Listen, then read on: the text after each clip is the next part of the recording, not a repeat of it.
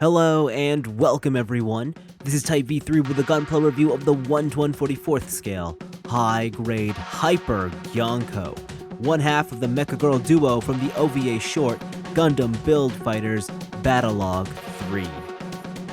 In this high-grade box you'll find a total of 12 parts. They break down into 10 plastic runners, a basic display stand, and a medium-sized sticker sheet.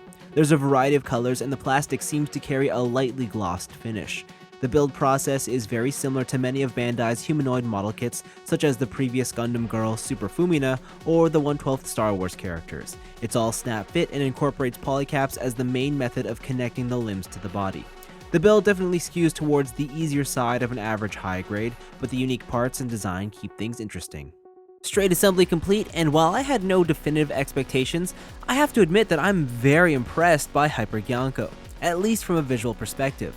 A combination of excellent parts separation, detailed molding, and thick proportions contribute to her great look, with the semi-gloss finish of her outfit adding a hint of shine. I'm also happy to report that the sticker use is fairly minimal on Hyper GYANKO 2. The largest one is used for her collar, while two small circles fill up the yellow details on her hairbands. Both aren't perfect cover-ups, still, they're more than acceptable.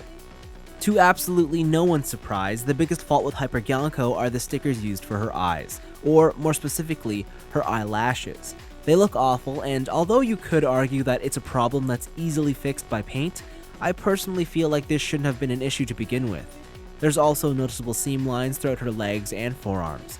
Still, these small imperfections aren't enough to take away from the fact that Hyper GYANKO has a stellar look right out of the box. Like the other Gundam girls, Hyper GYANKO is very large for a high grade, standing at about 7 inches tall. For comparisons, here she is with the real grade Unicorn, high grade Gyansalot, and her partner in justice, Super Fumina. Accessories are on the low end for Hyper GYANKO. All you get are a pair of open hands, beam sabers, shield handles, and a basic display stand. The sabers, open hands, and stand are all fairly straightforward in their use, offering a variety of display options. The shield handles are a bit more interesting though. For these, you detach the missile shields and then peg the handles in so that GYANKO can hold them. It's a neat feature, yet somewhat pointless. The original arms that the shields are mounted on have a numerous amount of swivels and hinges that they can be displayed freely in almost any position imaginable, thus removing the need for GYANKO to actually wield them by hand for any reason. For articulation, GYANKO has a double ball socket neck, her pigtails can swivel, there's a mid-torso joint, and a slight waist swivel. Arms are connected on forward swinging polycaps. There's a hinge in the shoulders, a bicep cut, double jointed elbows, and ball socket wrists. All sections of the waist skirt have some adjustment to them. The hips are on large ball sockets, there's a thigh swivel, double jointed knees, and ball hinge ankles.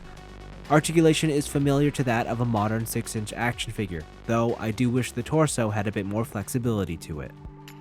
So here's the thing with the high-grade Hyper GYANKO. It's a pretty damn good model kit. It's got great part separation, a good amount of plastic, easy to build, and, save for the eyes, pretty non-offensive sticker use.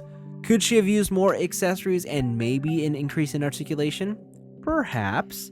Then again, her built-in features don't exactly feel lacking in any regard. Of course, Hyper GYANKO's biggest strength is out-of-box presentation. In terms of representing the character from the anime, it's absolutely spot on, and I think that for most of the audience interested in this kit, that's all that matters. But that's all from me. Thanks for watching, hope you enjoyed it, and I'll see you in the next review.